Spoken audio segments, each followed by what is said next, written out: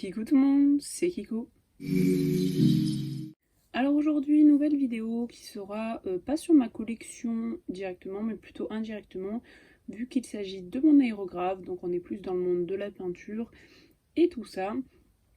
Donc alors j'ai décidé de faire cette vidéo car très peu de vidéos sur l'aérographe en français existent et je trouve ça plutôt dommage parce qu'il y a plein de personnes qui veulent sauter le pas et comme moi avant, sont totalement paumées. Moi j'ai dû regarder des tonnes de vidéos avant de me lancer. Donc alors, dans cette vidéo, j'énoncerai des points négatifs, positifs de l'aérographe. Je vous montrerai quelques petits trucs, genre niveau investissement, tout ça, ce qu'il faut à peu près compter pour avoir un bon aérographe, bonne peinture et pour l'entretien de l'aérographe. Donc il y aura des tutos sûrement à venir sur la chaîne si ça vous intéresse, il n'y aura pas de soucis, ça me fera vraiment plaisir. À la fin, je vous montrerai une œuvre que j'ai fait, enfin n'importe quoi, un custom que j'ai fait grâce à l'aérographe, donc j'en ai fait d'autres, hein, mais je vais vous montrer ma première. Et voilà, donc sans plus tarder, on va commencer avec le matériel d'entretien qu'il faut avoir. Donc tout d'abord, pour nettoyer l'aérographe, vous aurez besoin soit de nettoyants experts que vous pouvez trouver sur Amazon aux alentours de 15 €, ce qui est relativement cher. Soit alors vous achetez de l'alcool à brûler à 90 et ça marche super bien. Donc moi je voulais pas dépenser des fortunes dans un nettoyant, surtout que celui-là il marche très bien. Faites attention si vous prenez des modèles haut de gamme, très haut de gamme, faites attention à bien prendre les trucs car ils sont peut-être plus fragiles, je sais pas. Mais j'ai vu que l'alcool à 90 pour les gros, c'était pas forcément ce qu'il y a de mieux. Ensuite, c'est pas obligatoire, mais moi je me suis quand même acheté un petit kit de nettoyage qui est bien pratique, qui me sert également de support pour l'aérographe. Donc ça, vous avez dedans le filtre à air.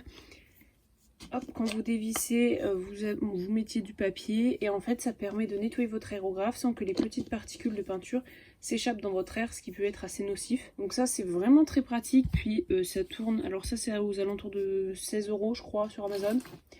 Donc avec vous avez des petits filtres de changement pour là-dedans et aussi un kit de brosse et d'aiguilles pour quand c'est bouché. Donc après vous avez une toute petite aiguille là. Donc ça je vais pas trop m'attarder dessus car c'est pas très intéressant. Vous avez sur cet aérographe et sur ça vous avez une vidéo complète sur YouTube qui dure les 20 minutes je crois. Et c'est hyper pratique, moi je l'ai regardé 2 fois avant que j'ai mon aérographe et après pour bien comprendre. Et c'est super utile.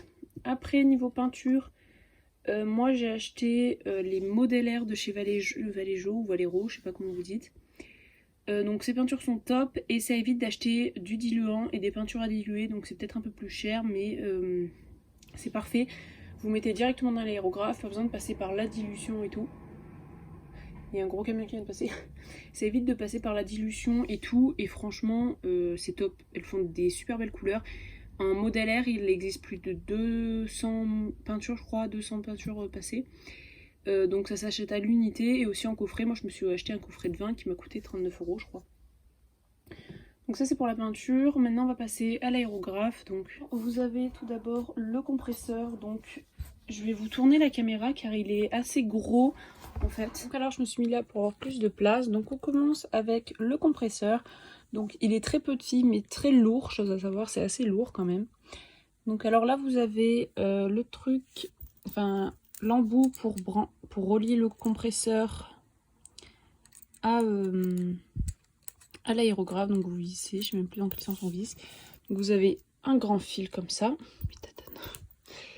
Donc le mieux pour commencer c'est de le mettre à 2 barres. Donc quand vous l'utilisez c'est de le mettre à 2. Donc vous avez pour moyen ou pour plus.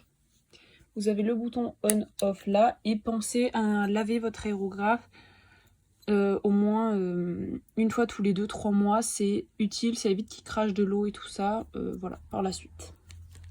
Hop. Donc ensuite, comme je vous ai dit, vous avez le petit câble et vous avez la boîte qui est mise avec. Donc ce petit lot, vous en avez pour 80 et quelques € sur Amazon et franchement, il est top pour commencer. Donc alors vous avez un petit capuchon pour le godet de l'aérographe. Donc je vais vous expliquer. Donc là vous avez les pipettes pour les mélanges.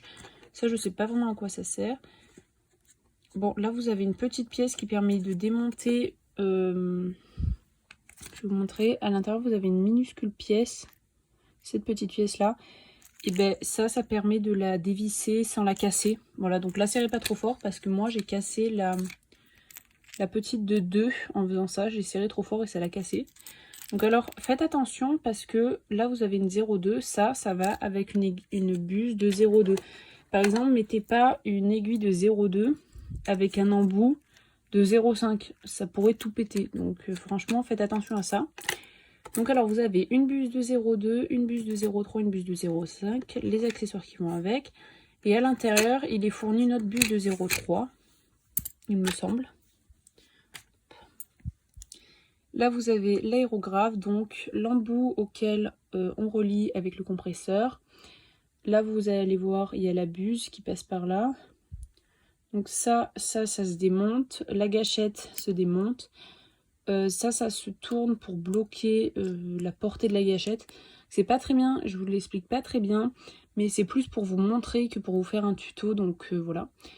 Ça se dévisse, puis comme ça vous pouvez enlever la buse après. Voilà, donc là vous avez le godet relié à la buse. Donc la gâchette, quand vous appuyez juste comme ça débite de l'air. Et plus vous allez pousser vers l'arrière, plus ça va débiter un nombre important de peinture. Ce qui est bien pour les détails, c'est de bloquer la portée de la gâchette. Par exemple, plus vous vissez dans le sens horaire, plus la gâchette va se rétracter. Et pour les détails, c'est bien, ça évite que le doigt glisse et que vous ayez une énorme plâtrée comme de la couleur noire sur le visage qui est assez compliqué à rattraper. Pas impossible, mais assez compliqué, surtout si vous faites des mélanges de peinture. Donc voilà, mais sinon c'est un très bon aérographe, voilà, un très bon plutôt aérographe. Donc voilà pour le kit, franchement c'est pas dur d'utilisation. Si vous voulez plus de vidéos sur lui, n'hésitez pas à me demander, ça me fera extrêmement plaisir. Donc avant de finir cette vidéo, je tenais à vous montrer la petite pouliche dont je vous ai parlé. Donc la voici, je vous l'ai déjà montré sur les réseaux, donc c'est ma première à l'aérographe et j'en suis vraiment fière. Moi j'ai fait une connerie, je me suis direct lancée dans l'aérographe, j'ai même pas fait d'essai et tout avant, à part le démonter et le remonter pour être sûre de, quand je le nettoyais, de pas me tromper. Mais voilà, moi j'ai direct commencé, j'étais là sur le feu, allez hop. Et franchement ça fait des nuances top, c'est pas long, c'est vraiment de la super matière, c'est très beau, c'est pas granuleux, c'est parfait en fait, l'aérographe c'est parfait. Ça fait de très belles couleurs et franchement il est top. Après, ça dépend en fonction de votre dextérité et tout, la prise en main sera plus ou moins compliquée. Moi, ça va à peu près car je suis assez minutieuse grâce aux créations et je faisais déjà des customs avant. Mais il y a un coup de main quand même à prendre, je le vois, je suis en train d'en faire d'autres et ils sont encore mieux.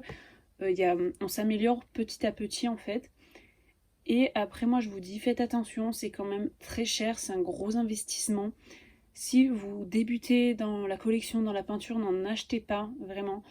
Parce que c'est des frais énormes. Moi, mon aérographe, en tout, j'ai mis 150 € je crois, pour tous les produits, tout ce qui va avec et tout. Et franchement, moi, ça faisait plus de 6 mois, je crois, que je réfléchissais à m'en prendre un. Je regardais tonnes de vidéos, je regardais des tutos avant d'en avoir. Donc franchement, si vous en voulez un, préparez-vous un minimum. Même l'aérographe ne fait pas tout. Vous faites la robe à l'aérographe, mais les détails, les yeux et tout, moi je dis, pour avoir un vrai custom fini, très beau et tout, l'aérographe ne suffit pas tout simplement. Pour tout ce qui est détail et tout, il faudra ressortir les pinceaux, ressortir l'acrylique et tout. Et si vous n'êtes pas à l'aise avec ça, c'est déjà compliqué. Donc après moi, voilà, je fais une vidéo pour vous expliquer, mais je ne vous incite en aucun cas à en acheter un. Prenez-en un si ça vous fait plaisir, si vous êtes sûr de vous, mais réfléchissez avant. Vraiment, c'est un achat qui se réfléchit, c'est cher, c'est fragile. Et moi, je parle surtout pour les personnes assez jeunes qui regardent ma chaîne. Ne vous précipitez pas, hein. Surtout ne vous précipitez pas, réfléchissez, tout ça, car c'est un coût hyper important, voilà, je le répète. Voilà, les points positifs, c'est que vous avez une belle robe, c'est facile, et c'est pas très long en fait, c'est moins galère que les pastels, et les customs ont un plus joli rendu à la fin. Le point négatif, c'est le coût énorme, et le temps qu'il faut passer à nettoyer l'aérographe, à en prendre soin aussi, car c'est quelque chose dont on prend soin, hein. C'est pas juste on l'utilise quand on en a besoin et il n'y a rien besoin de faire à côté. Donc voilà, si vous voulez en prendre un, c'est un achat qui se réfléchit. Bon, sur ces paroles un peu chiantes mais nécessaires, Je vous dis à la prochaine. Ciao tout le monde!